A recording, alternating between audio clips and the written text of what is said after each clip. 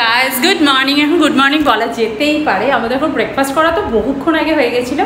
আসলে কিছু লোকজন এসেছিলো, তাদের সাথে একটু কথাবার্তা বলতে বলতে অনেকটা দেরি হয়ে গেছে। এখন যাব হচ্ছে লাঞ্চ বানাতে। আর এত গরম, আর একটু ইচ্ছা করছে না লাঞ্চে ভালো ভালো কিছু খাই। তো যাই হোক, একটু মাছ আছে, ভাবছি মাছটাই রান্না করব, আর কিছু করবো না। মাছ আর মাছের ঝোল আর ভাত করলে হয়ে যাবে। একটু ডাল তো করতেই হবে, নাহলে টুইটি আবার শুধু মাছের ঝোল দিই। চিকেনের ঝোল হলে টুইটি খেয়ে নেবে, কিন্তু মাছের ঝোল দিয়ে শুধু ভাত খেতে পারবে না। তো তাই ভাবছি অল্প স্বল্প মাছটা রান্না করি। আর এত গরম, বাপরে বাপ, রান্নাঘরে ঢোকার কথা মনে বললেই আমার বিরক্ত লাগে। আজকে দুপুরবেলা আমরা আমাদের বাড়ির ওই যে দূর থেকে যে উঁচু বিল্ডিংটা দেখা যায়, ওই বিল্ডিংয়ে গেছিলাম আমরা, মানে কমপ্লেক্সটাতে। অ্যাকচুয়ালি আমাদের যে ইন্টেরিয়ার রয়েছে, সে ওই বিল্ডিংয়ে কাজ করছে আর কি। তো সে তার প্রজেক্ট দেখানোর জন্য যে সে কীরকম মেটেরিয়াল দিচ্ছে বা কীভাবে কাজ চলছে সেটা দেখানোর জন্য আমাদেরকে নিয়ে গেছিলো। তো যাই হোক, সেই ফ্ল্যাটে ঢোকার পর না, বিল্ডিংটা তো দেখতে খুবই সুন্দর, অনেক উঁচু। এত আটকা ফ্ল্যাটটাতে গেছি, বিশ্বাস করবে না, মানে 10-15 মিনিট আমরা বোধহয় ফ্ল্যাটটার মধ্যে ছিলাম। চারিপাশটা আটকা, একটা বিল্ডিংয়ের সময় এত দম বন্ধ। তারপর হচ্ছে একটাই ফ্যান চলছে, কারণ ওখানে লেবাররা কাজ করছে। আর এত কাঠের জিনিসপত্র ছড়ানো। হ্যাঁ, একটু ঠিক আছে, কাজ চললে তো ওরকম হতেই পারে, কিন্তু একটু ফ্ল্যাটটা এয়ারই না, যেই জন্য এত গরম।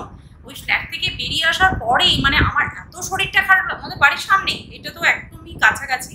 তো যাই হোক, সেই ইন্টেরিয়ারের ছেলেটি আমাদেরকে আবার ড্রপ করে দিয়ে গেছে, কিন্তু এত গরম লেগে গেছে আমার। এসে যে দুপুরবেলা ওই আমি কুলারটার সামনে শুয়েছি খেয়ে দে, ব্যাস, তারপর আমি আর উঠতে পারছি না, মানে এত শরীর খারাপ লাগছে।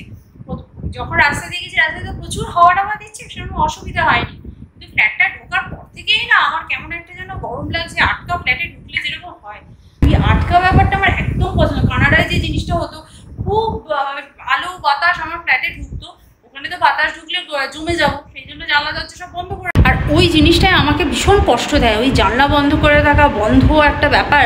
যতই সেন্ট্রালাইজ এসি চলুক, ফ্যান মোডে চলুক, যতই চলুক, ওই বাইরের হাওয়াটা না পেলে না আমার একটা দম বন্ধ করা ব্যাপার চলেছে। আর এত বছর ওইভাবে থেকে থেকে না আমার ভীষণ কষ্ট হতো। গরম যেমন আছে ঠিক কথাই, কিন্তু একটা আমার হেয়ারি ব্যাপারটা না থাকলে এত কষ্ট হয় না।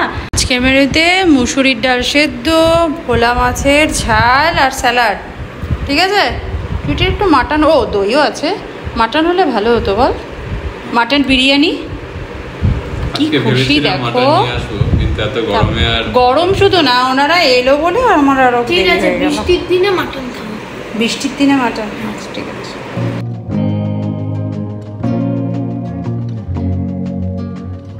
আজকে আমরা এসেছি উল্টোডাঙার রিলায়েন্সের শপে এসি কিনতে, কারণ এসি ছাড়া আর সত্যিই থাকা যাচ্ছে না। এতদিন ভেবেছিলাম এসিটা কিনবো না, বাট কিনেই ফেললাম। প্রান্তিক কালকে এসে দেখে গেছে, আজকে এসে পেমেন্টটা করেই।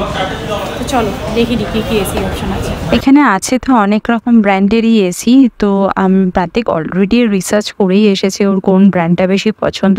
টুইটিকে আমি বলেছি তোর কোন এসিটা পছন্দ সেটা বল। অ্যাকচুয়ালি ওর কাছে এগুলো পুরো সব কিছুই ভীষণ নতুন, যে এসি এরকম হয় ওর কাছে এটাই নতুন। কারণ ও যে অ্যাকচুয়ালি বাইরেই বড় হয়েছে, বাইরেও সেন্ট্রালাইজ এসি দেখতেই বেশি অভ্যস্ত, এমনকি ওদের স্কুলেও তাই। তো সেই জন্য এরকম স্প্লিট এসি ঘরে থাকবে, সেই জন্য ওকে বললাম তোর কোনটা পছন্দ বল। তো ওর তো রং চং দেখে যেটা ভালো লাগছে সেটাই বোঝে, হ্যাঁ এটা ভালো ওটা ভালো। তো যাই হোক, দেখা যায় কোন ব্র্যান্ডটা বেশি ভালো হয় এবং সেটাই নেওয়া যাবে। এই মডেলটা আর এই চিমনিটা কি কুচিনারি আছে, রাইট? এই দুটো। কিন্তু এই ওয়াশিং মেশিনটা প্রান্তিক বেশি ভালো লাগছে, মানে আমাকে তো ফ্রন্টেই নিতে, সে ব্ল্যাক হোক বা গ্রে হোক, আমার কিছু ম্যাটার। তবে আমার স্যামসাংয়ের বেশি পছন্দ। এই তো, এই যে এটাও ভালো লাগছে। এই কালারটা আমার ভালো লাগছে না, আমার একটু স্টিল মানে এরকম ব্ল্যাক শেডেরটাই আমার বেটার লাগছে। আমার এইগুলোই ভালো লাগছে। আমার তো টপ লোড হবে না, আমাকে ফ্রন্ট লোডই নিতে হবে। এলজির এটাও ভালো লাগছে। এইটাই ছিল মনে হয়, এটাও ভালো লাগছে। ভালোই তো আছিস? হ্যাঁ, এর জন্য ইন্ডিয়া আসা বল। হ্যাঁ, খাবো দাবো, ঘুরে বেড়াবো। বলে হ্যাঁ, পড়াশোনা নেই, বাড়ি গিয়ে পড়তে বসবি, কালকে ম্যাডাম আসবে, ঠিক তো? পড়বি তো?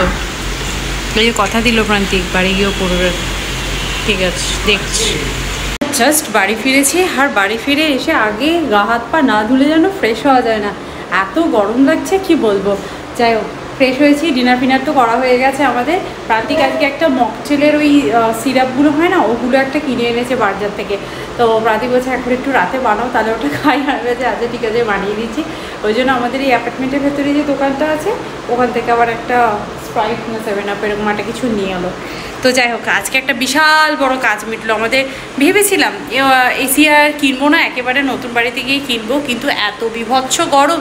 হ্যাঁ, আমার ঘরে অত গরম হয় না, কিন্তু আমি একদম নতুন বাড়িতে গিয়ে এসি কিনবো, কারণ এখানে এসি লাগানো মানে হচ্ছে একবার সেই দেয়ালটাকে ফুটো করবে, আবার আমি এসিটাকে খুলে নিয়ে যাব। সেই জন্য ভাবলাম একবারে নতুন বাড়িতে এসি লাগাবো। তারপর দেখছি যে দুপুরবেলার দিকে এত গরম লাগছে, মানে স্পেশালি কী বলতে এমনি ফ্যানের তলায় বসে থাকলে অত গরম লাগে না, কিন্তু সমস্ত কাজকর্ম করার পর যখন এই সামনে ল্যাপটপটা খুলে বসি না, তখন মনে হয় যেন দমটা বেরিয়ে যাচ্ছে, ও ফার মানে থাকা যাচ্ছে না জাস্ট। সেই জন্য ভাবলাম, প্রান্তিকও বললো যে একটা এসি কিনেই নিই, ও বাড়িতে গিয়ে বাকি এসিগুলো কিনবো, তখন এটা নয় শিফট করে নেওয়া যাবে। আপাতত ওই জন্য একটাই কিনছি, ওই জন্য টুইটির একটু রাগ হয়েছে যে আমার ঘরে কেন এসি লাগানো হবে না।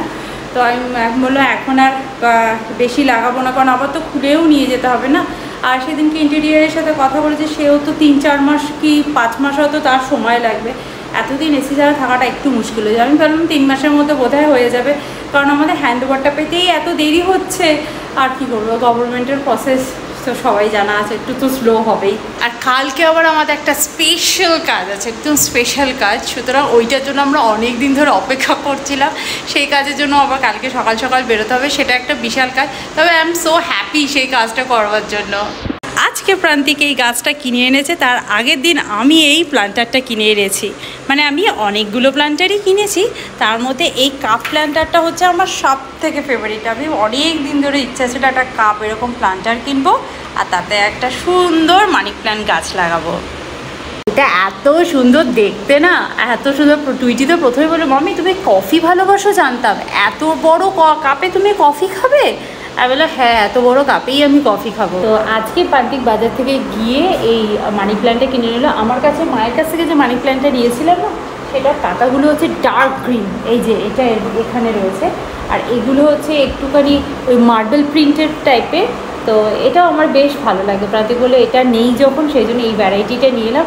আর এই প্ল্যান্টারটা আমি কিনেইছি শুধুমাত্র এই মানি প্ল্যান্ট লাগাবো বলে।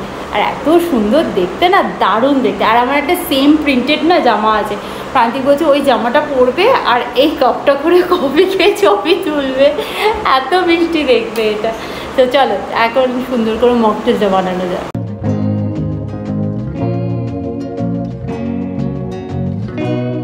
আচ্ছা, আমাদের ব্লু মকটেল ইজ রেডি। তুই খাবি একবার, ট্রাই করবি, খেয়ে দেয়।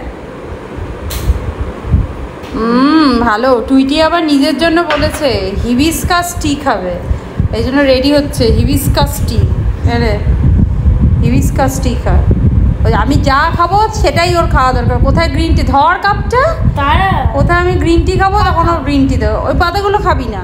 ভালো লাগছে খেতে, ঠান্ডা বলে ভালো লাগছে। হিবিস্কাস টি খেতে মোটেই ভালো না, এর থেকে গ্রিন টি খেতে ভালো, তাই না? এটা কেমন ইয়ের মতন টেস্ট, হিবিস্কাস টি একটু আমলা আমলা ওয়াটারের মতন। যারা খায়, মানে ব্লু টিটা আমি জানি না, ব্লু টি কোনোদিন আমি খাইনি, বাট হিবিস্কাস টিটা পুরো আমলা, মনে হয় আমলা গুলে জল খাচ্ছি এরকম একটা ফিল হয়। প্রান্তি তুমি খাবে তো?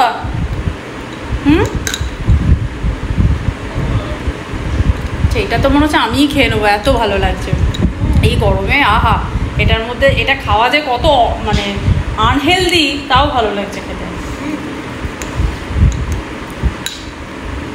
একদিন দুদিন খাই, তাই না বল?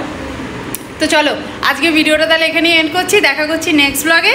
ততক্ষণের জন্য তোমরা খুব ভালো থাকো, সুস্থ থাকো, করো ততক্ষণে হিবিস্কাস টি। আমাদের কি অবস্থা, মেয়ে খাচ্ছে হেলদি টি হিবিস্কাস, আর আমরা কাছে সুগার দেওয়া কোল্ড ড্রিঙ্ক দেওয়া ড্রিঙ্ক। কি দুনিয়া! যাক, নেক্সট জেনারেশন হেলদি যাক, সেটাই ভালো, তাই না?